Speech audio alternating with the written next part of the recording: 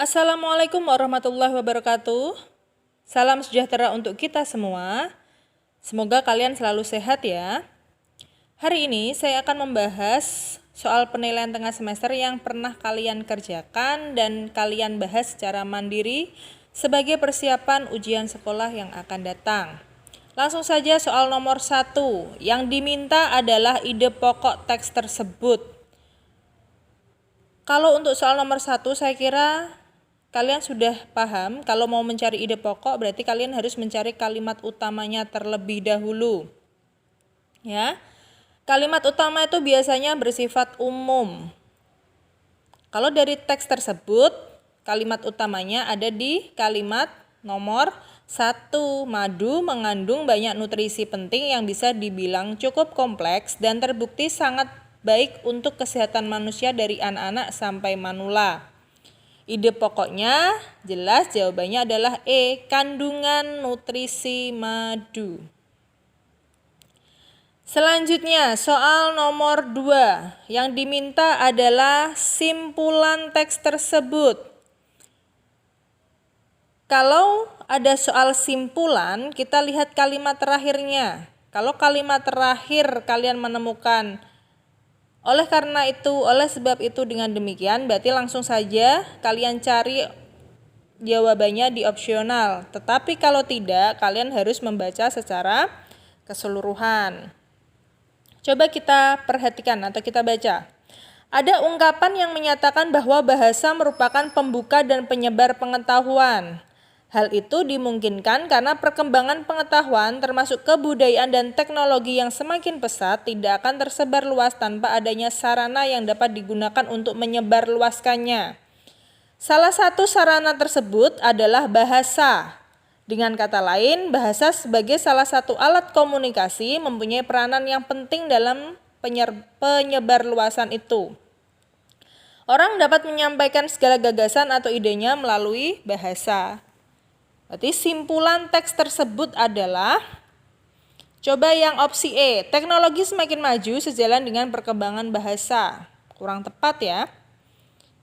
D, bahasa merupakan salah satu alat dalam berkomunikasi. Juga kurang tepat.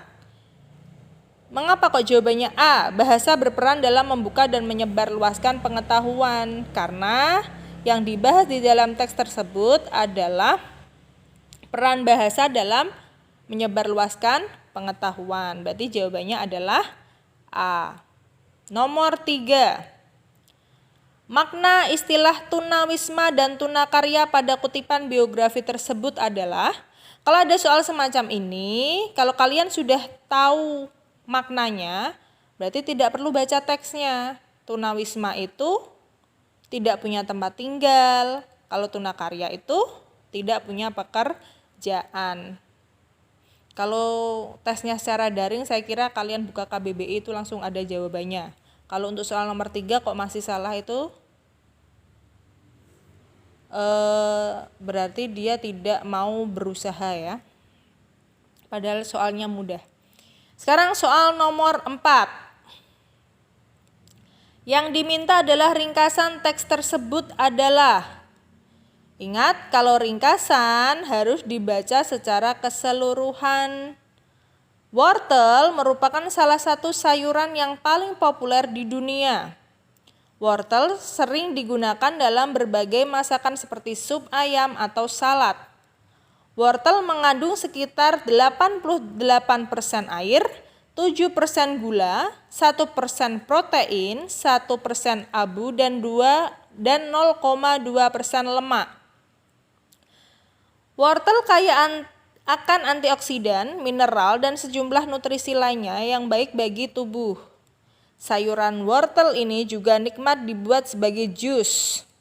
Manfaat jus wortel bagi kesehatan tubuh antara lain menjaga kesehatan mata, mencegah rabun senja, mencegah penyakit kanker, dan menghilangkan racun dalam tubuh. Selain dibuat jus, wortel juga berguna untuk obat tradisional dengan manfaat mengobati demam pada anak, menghilangkan nyeri pada haid, dan menyembuhkan luka bakar. Berarti ringkasan teks tersebut adalah jawabannya E, ya, menjelaskan tentang wortel dan kegunaan dari wortel tersebut. Bisa untuk masakan, minuman, dan pengobatan. Soal nomor 5. Kalimat yang menyatakan hubungan sebab akibat ditandai dengan nomor. Kita langsung saja kenapa jawabannya bisa 1 dan 5. 1. Serangan kutu daun menurunkan produksi kacang panjang hingga 30%.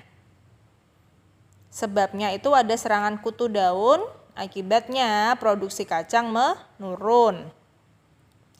Sekarang yang nomor 5. Kandungan flavonoid dalam daun pepaya menimbulkan kelayuan pada syaraf serta kerusakan pada spirakel. Sebabnya ada kandungan flavonoid, akibatnya menimbulkan kelayuan pada syaraf serta kerusakan pada spirakel. Itu adalah hubungan sebab akibat, berarti jawabannya 1 dan 5. Mudah kalau soal nomor 5 itu.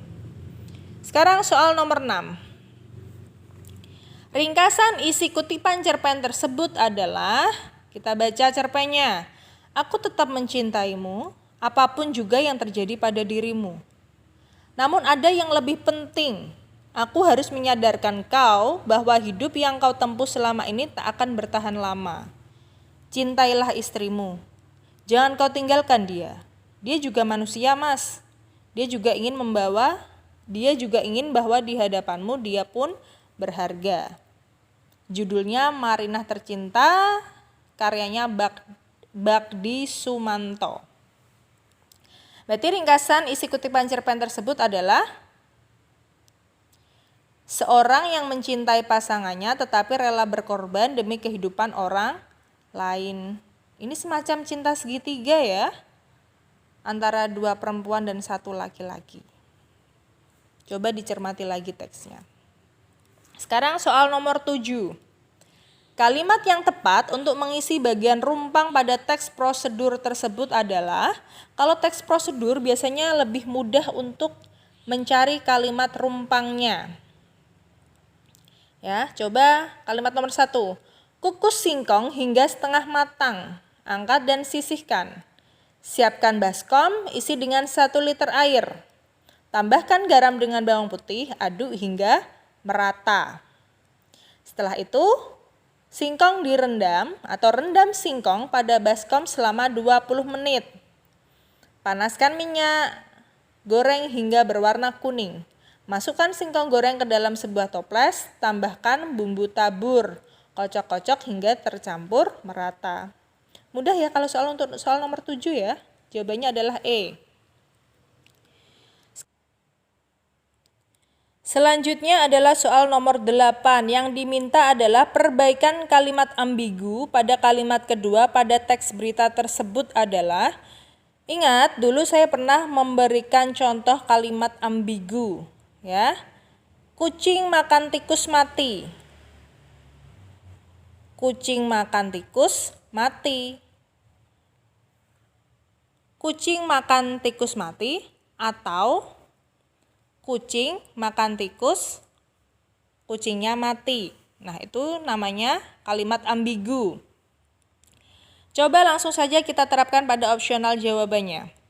Manajer marketing perusahaan yang baru, Johannes Togatorop, mengatakan bahwa promo DP murah tersebut dikhususkan untuk tipe rumah komersil tipe 3672 yang besarnya hanya 2 jutaan atau 2 juta rupiah. Manajer marketing perusahaan yang baru, berarti yang baru tuh apa? Manajer marketingnya. Namanya Johannes Togatorop. Johannes Togatorop itu mengatakan bahwa promo DP murah tersebut dikhususkan untuk tipe rumah komersil tipe 3672 yang besarnya hanya 2 jutaan. Berarti jelas ya itu jawabannya ya, karena tidak ambigu. Pemenggalannya tuh benar. Manajer marketing perusahaan yang baru. Berarti yang baru adalah manajer marketingnya. Kalau yang B jelas salah, di antara marketing dan perusahaan ada tanda strip, itu jelas sudah salah. Yang C, antara perusahaan dengan yang baru itu juga ada stripnya, jelas salah. Yang D, manajer koma. Manajer apa? Tidak jelas ya, ambigu. E juga sama. Kalau soal seperti ini, kalau opsionalnya A sampai E bisa langsung terlihat, itu sangat mudah. Sekarang soal nomor 9. Perbaikan kalimat tidak logis pada teks iklan tersebut adalah, coba kita baca teks iklannya. Apartemen Green New Chips tipe studio ingin dijual. Berminat hubungi di nomor 081 bla bla bla bla. Bukan 081 ya.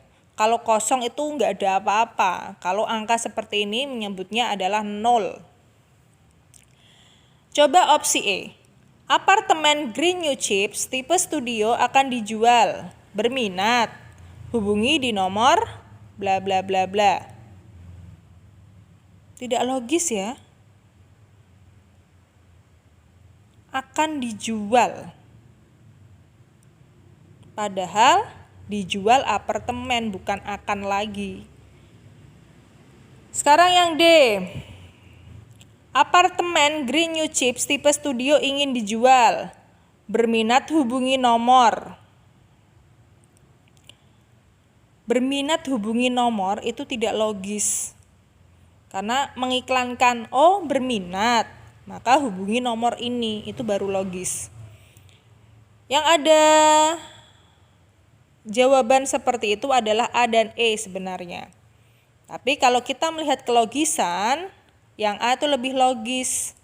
Karena dijual apartemen, bukan akan dijual. Karena tulisannya sudah apartemen itu ingin dijual, bukan akan lagi. Jadi jawabannya adalah A. Oke, selanjutnya soal nomor 10. Yang diminta adalah penulisan ejaan yang tepat pada kalimat tersebut adalah, kalau ada soal semacam ini, kalian lihat judul ya. Judul itu kalau penulisannya huruf kapital hanya ada di depan ya, berarti konjungsi yang berperan sebagai konjungsi tidak boleh menggunakan huruf kapital.